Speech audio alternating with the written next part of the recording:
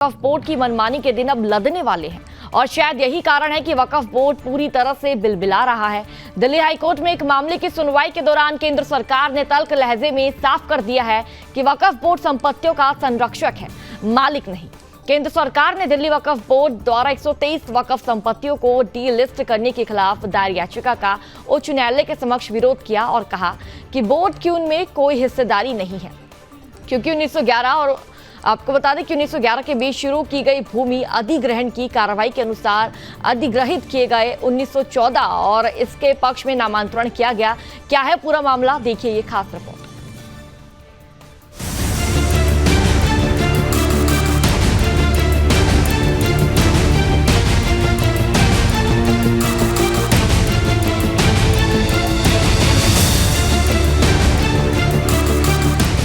वक्फ board की मनमानी के दिन अब लदने वाले हैं और शायद यही कारण है कि वक्फ बोर्ड बुरी तरह से बिलबिला रहा है। दिल्ली हाईकोर्ट में एक मामले की सुनवाई के दौरान केंद्र सरकार ने तल्ख लहजे में साफ कर दिया कि वक्फ बोर्ड संपत्तियों का संरक्षक है, मालिक नहीं, जिस पर दिल्ली वक्फ बोर्ड बुरी तरह से बौखला गया और अपने हिस्से की सफाई देते हुए कहा कि संपत्ति हमेशा उसके पास रही है और केंद्र के पास उसे दोष मुक्त करने की कोई शक्ति नहीं है। दरअसल इस साल की शुरुआत में केंद्रीय आवास एवं शहरी मामलों के मंत्रालय ने दिल्ली वक्फ बोर्ड की 123 संपत्तियों को अपने कब्जे में लेने का फैसला किया था, जिसके बाद वक्फ बोर्ड दिल्ली हाईकोर्ट पहुंच गया और केंद्र सरकार के फैसले को चुनौती दी, जिस पर केंद्र सरकार ने वक्फ बोर्ड की याचिका का विरोध करते हुए कहा कि वक्फ बोर्ड वक्फ की संपत्तियों के परीक्षण का विरोध नहीं कर सकती है, बल्कि उन संपत्तियों की स्थिति को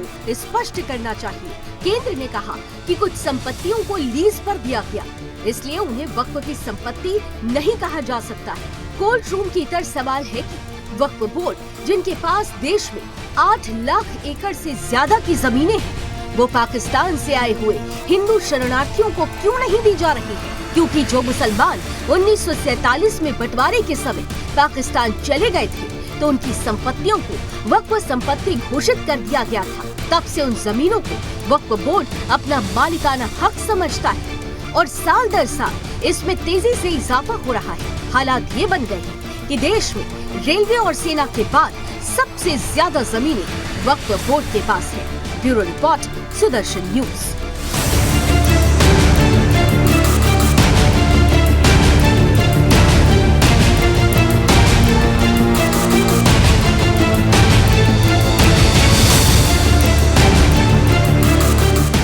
मुसलमान सिर्फ वक्फ की जायदादों की बुनियाद के ऊपर अपने पैरों पर खड़ा हो सकता है और भी किसी का मोहताज नहीं हो सकता। तो फिर उन्होंने वक्फ बोर्ड बनवाया।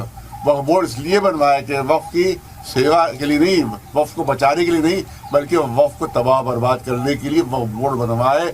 उसी को आज तक वक्फ बोर्ड अंजाम देते आ रहे हैं कि 80% जायदादें औकाफ की खत्म हो चुकी हैं। सबसे बड़े चोर को बना दिया जाता है वक्फ बोर्ड चेयरमैन, ताकि वो चोरिया करके सब तवज्जो की पॉलिसी है कि औकाफ खत्म हो जाए, मुसलमान भीख मांगे।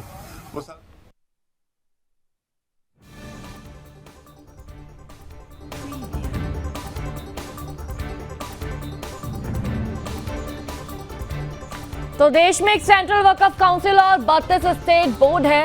आपको ये जानकारी दे दें कि देश में एक सेंट्रल वक्फ काउंसिल और 32 स्टेट बोर्ड है। केंद्रीय अल्पसंख्यक कल्याण मंत्री सेंट्रल वक्फ काउंसिल का अध्यक्ष होता है। ये भी आपको जानकारी दे दें कि जो केंद्रीय अल्पसंख्यक कल्याण मंत्री है वो सेंट्रल वक्फ बोर्ड का अध्यक्ष होता है और हर राज्य के ये अलग अलग वक्फ बोर्ड होते हैं। साथ ही आपको ये भी बता दें कि जो राज्य हैं, हर राज्य के अलग अलग वक्फ बोर्ड होते हैं और इस समय देश के 32 राज्यों में वक्फ बोर्ड है। आपको जानकारी दे दें कि देश वक्फ बोर्ड के पास है सेना और रेलवे के बाद सबसे ज्यादा जमीन। आपको बता दें कि वक्फ बोर्ड के पास सबसे ज्यादा सेना और सबसे ज्यादा जमीन है। वक्फ बोर्ड देश का तीसरा सबसे बड़ा जमीन मालिक है। तो वक्फ बोर्ड देश का तीसरा, आपको बता दें कि वक्फ बोर्ड के पास 8 लाख और 84,509 संपत्तियां हैं। माफ कीजिएगा, 54,509 संपत्तियां हैं। तो आपको ये बड़ी जानकारी दे दें कि वक्फ बोर्ड के पास लाखों की संपत्तियां हैं। बोर्ड के पास करीब 8 लाख एकड़ से ज्यादा की जमीन है। और आपको ये भी जानकारी दे दें कि वक्फ बोर्ड है जो उसके पास करीब 8 लाख एकड़ से ज्यादा की जमीन इस वक्त मौजूद है। और 1947 में पाकिस्तान चले गए मुसलमानों की संपत्तियों को वक्फ संपत्तियां घोषित की गई। जो 1947 में पाकिस्तान चले गए थे जो मुसलमान, उनको वक्फ संपत्तियां घोषित की गई। और साथ ही ये भी जानकारी दे दें कि 1950 में नेहरू लियाकत नाम का एक समझौता हुआ था, जिसमें तय हुआ विस्थापित होने वालों का दोनों देशों में संपत्ति पर अधिकार होगा। इस समझौते के दौरान ये तय हुआ था। और आपको भी जानकारी दे दें कि हालांकि इस समझौते का बुरा हश्र हुआ है।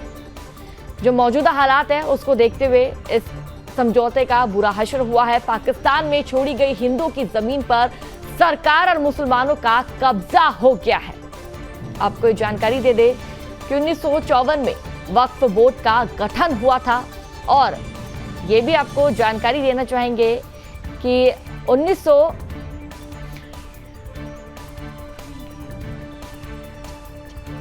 संशोधन में वक्फ बोर्ड को आपको जानकारी ये भी दे दे कि वक्फ एक्ट 1995 का सेक्शन 3R के अनुसार बोर्ड को असीमित शक्तियां प्राप्त हुई हैं। इस सेक्शन के अनुसार बोर्ड जिस संपत्ति को चाहे उसको अपना कह सकता है।